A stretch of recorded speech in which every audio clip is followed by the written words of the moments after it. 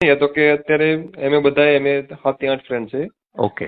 જેમને અમારે 140 છે, અમારે 160 માર્ક્સ છે કોન્સ્ટેબલમાં. 160 માર્ક્સ છે તમારે કોન્સ્ટેબલમાં? હા, અરે વાહ, સરસ. એટલે મેં કીધું તો એક વખત સરને તમારો કાલ વિડીયો જોયો ને ઇન્સ્ટામાં, હા. તો મેં સર સાથે કોઈ વાત કરી. મેં કીધું બી ગ્રુપમાં જો કાંઈ પ્રોબ્લેમ ન હોય તો કોઈ જ અમે કોઈ ફ્રેન્ડ જવાના નથી તો ડીવી માટે એમ. જો તમારા જેટલા ફ્રેન્ડ, કેટલા ફ્રેન્ડ તમારા એવા છે કે જે સીસી બીમાં સિલેક્ટ થયા ને હવે કોન્સ્ટેબલમાં પાસ થઈ ગયા છે? અમે 7-8 ફ્રેન્ડ છીએ. 7 થી 8 ફ્રેન્ડ છો તમે.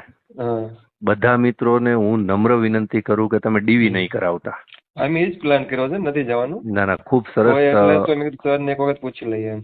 ના ના, નહીં જ કરાવતા, કારણ કે કોઈ પ્રોબ્લેમ નહીં આવે. તમારે જિલ્લા ફાળવણી જ હવે ખાલી બાકી છે અને મારો અંદાજ એવું કહે છે કે કદાચ આવતા મહિનાના એન્ડિંગ સુધીમાં જિલ્લા ફાળવણી તમારી થઈ જશે.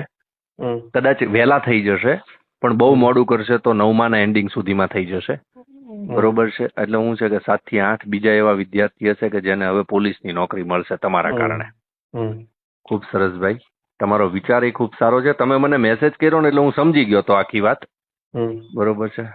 મેં કાલ તમારો વિડીયો જોયો, તમે તો એક જ સર સાથે વાત કરી. મેં શું છે આનું કાંઈ, મેં તો અમે તો 7-8 જણા નીકળે તો પાછળ બીજા 7-8 જણા આવી જાય. અરે 100%. મતલબ એવું સમજો કે તમારું 7 થી 8 લોકોનું ફેમિલી ખુશ નહીં થાય, હવે 14 લોકોનું ફેમિલી ખુશ થશે.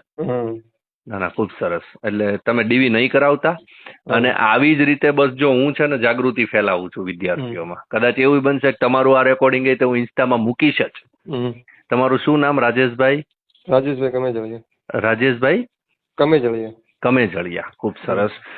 તમારો જે વિચાર છે ને એ જ ખૂબ આવકારદાયક છે અને તમારા બીજા મિત્રો હોય એમને પણ કહેજો કે કોઈ પ્રોબ્લેમ નહીં આવે. સીસી ગ્રુપ બીમાં તમારું ફાઇનલ થઈ ગયું છે, તમને ઓર્ડર આપી દીધો છે ગવર્મેન્ટે.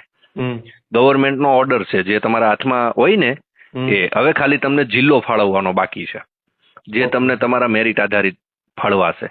બરોબર છે? બરોબર ભાઈ. બાકી મારે લાયક કોઈ પણ સેવાની ક્યારેય પણ જરૂર હોય, ગાંધીનગરમાં કાંઈ પણ કામકાજ હોય તો મને